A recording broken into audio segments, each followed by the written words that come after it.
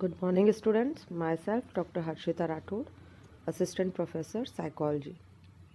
हम लोग लास्ट हमारे लेक्चर में इंटेलिजेंस की बात कर रहे थे और हमने इंटेलिजेंस की कुछ थ्योरीज़ के बारे में बात की।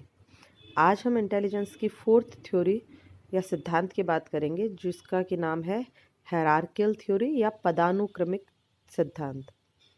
बेसिकली ये जो सिद्धांत है, ये पिछले जो हमने 3 सिद्धांत पढ़े हैं, आपका स्फीयरमैन का सिद्धांत, थर्स्टन का समूह कारक सिद्धांत और आपका गिलफर्ड का बहुकारक सिद्धांत, उन तीनों का मिला जुला रूप है।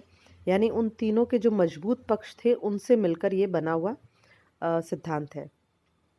इस सिद्धांत को वर्ट, हेम्फ्रिज, कैटल इन लोगों ने डेवलप किया था।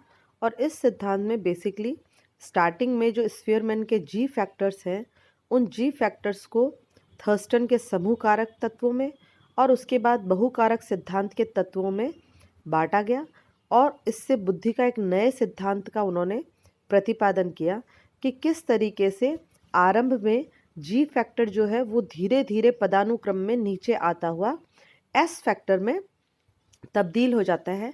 अर्थात कई सारे जो एस फैक्टर हैं, स्पेसिफिक फैक्टर जो थर्स्टन की थ्योरी के हैं, वही मिलकर बहुकारक, समूह कारक और अंत में जी फैक्टर का निर्माण करते हैं। तो इस तरीके से अगर हम देखें, आपको यहाँ डायग्राम में भी दिखाई दे रहा होगा कि सबसे पहले एक सेकेंड, जो आपको इस तरह दिखाई दे रहा है कि यहाँ पे इन्होंने जी फैक्टर सबसे पहले बताया है। जी फैक्टर को इन्होंने 2 पार्ट्स में बांट दिया है, वर्बल एजुकेशनल और प्रैक्टिकल। काइनेस्थेटिक भी बोलते हैं इसे, काइनेस्थेटिक या मोटर फंक्शंस जो है। तो इन्होंने जी फैक्टर जो कि थर्स्टन का कारक था, थर्स्टन ने 2 कारक बताए थे, जी फैक्टर और एस फैक्टर बुद्धि के। उसमें से सबसे पहले जी फैक्टर को लिया और उसको 2 भाग में बांट दिया, वर्बल एजुकेशनल और प्रैक्टिकल। वर्बल एजुकेशनल जो कि एक समूह कारक हो गया, इसमें कई सारे तत्व जुड़े हुए हैं।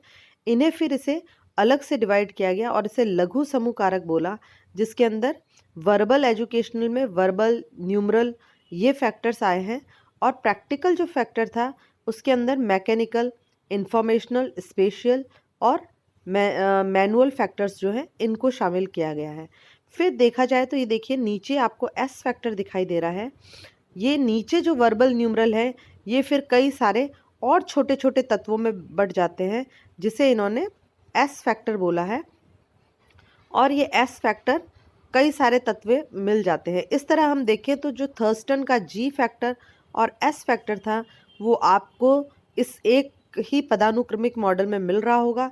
इसके अलावा जो बहुकारक और आपका थर्स्टन की और जो गिलफर्ड की थ्योरी थी, वो भी आपको बहुकारक, समूह कारक इसमें दिखाई दे रहे होंगे। तो इस तरीके से इन तीनों सिद्धांतों को, यानी थर्स्टन का दो द्विकारक सिद्धांत, स्फीयरमैन का द्विकारक सिद्धांत, थर्स्टन का बहुकारक या समूह कारक सिद्धांत और गिलफर्ड का बहुकारक सिद्धांत, ये तीनों सिद्धांतों को मिलाकर इस सिद्धांत का निर्माण किया गया है। तो ये इनका जो इनके अच्छे अच्छे गुण थे उनको ले लिया गया और इस आधार पे इन्होंने बताया कि पदानुक्रमिक सिद्धांत में जो विशिष्ट कारक है, यानी कि स्फीयरमैन के जो एस फैक्टर्स हैं, वो एस फैक्टर मिलकर विभिन्न समूह कारक और बहुकारक का निर्माण करते हैं और धीरे धीरे यही सारे बहुकारक जो है वो मिलकर जी फैक्टर का निर्माण करते हैं। इस तरीके से इन्होंने एक ट्री के रूप में या एक वृक्ष के रूप में इन विभिन्न कारकों का विभाजन किया। अब हम बात करेंगे कैटल के सिद्धांत की। ये भी एक बहुत ही महत्वपूर्ण सिद्धांत है बुद्धि का, और इसमें भी इन्होंने बुद्धि को कारक के रूप में विभाजित किया है और इसमें इन्होंने बुद्धि के 2 महत्वपूर्ण कारक बताए हैं। पहला जो कारक है वो है तरल बुद्धि या फ्लूइड इंटेलिजेंस और दूसरा है ठोस बुद्धि यानी क्रिस्टलाइज इंटेलिजेंस। ये बहुत ही इम्पॉर्टेंट है और बेसिकली देखा जाए तो ये स्फीयरमैन के जो सिद्धांत था उसी का थोड़ा सा मॉडिफाइड रूप है। स्फीयरमैन ने जिस तरीके से जी कारक बताए थे, उसी को कैटल ने तरल बुद्धि या फ्लूइड इंटेलिजेंस बताई और उन्होंने कहा कि ये जो बुद्धि है यानी फ्लूइड इंटेलिजेंस जो है वो व्यक्ति में जन्मजात होती है वो व्यक्ति में जन्मजात होती है।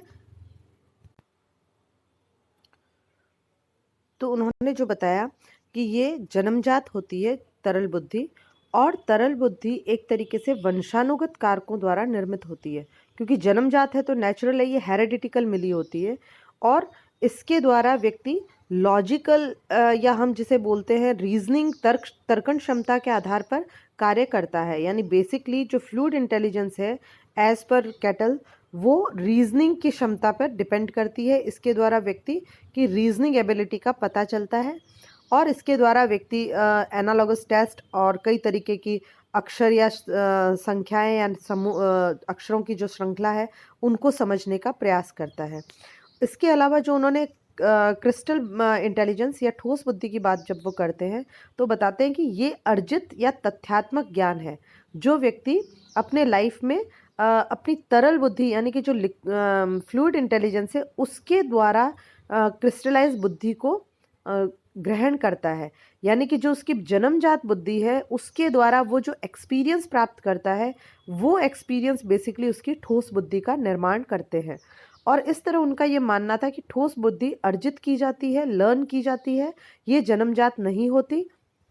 और इसका विकास जो है वो काफ़ी हद तक फ्लूइड इंटेलिजेंस पे डिपेंड करता है। फ्लूइड इंटेलिजेंस ही डिसाइड करता है कि क्रिस्टलाइज इंटेलिजेंस कितनी बनेगी, अर्थात कितना उसका प्राप्ति होगी, क्योंकि ये पूरी तरीके से जो फ्लूइड इंटेलिजेंस है वो जेनेटिक है।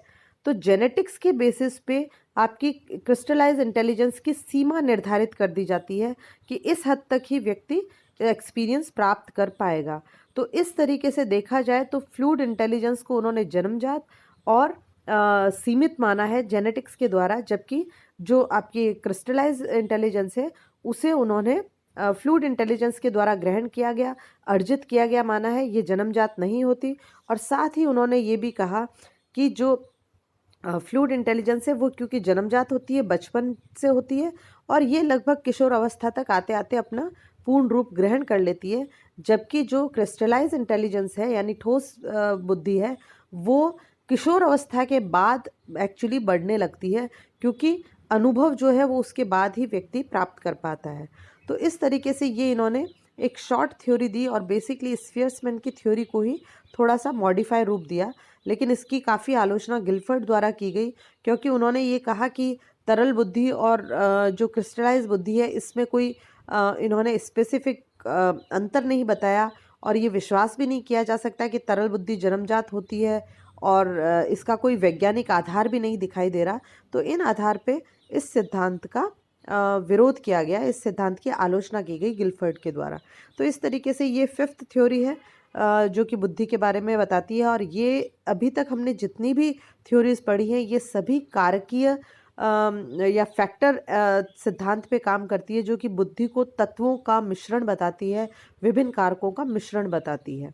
इसके आगे जो हम पढ़ेंगे वो बुद्धि के प्रक्रियात्मक सिद्धांतों के बारे में बात करेंगे। Thank you so much.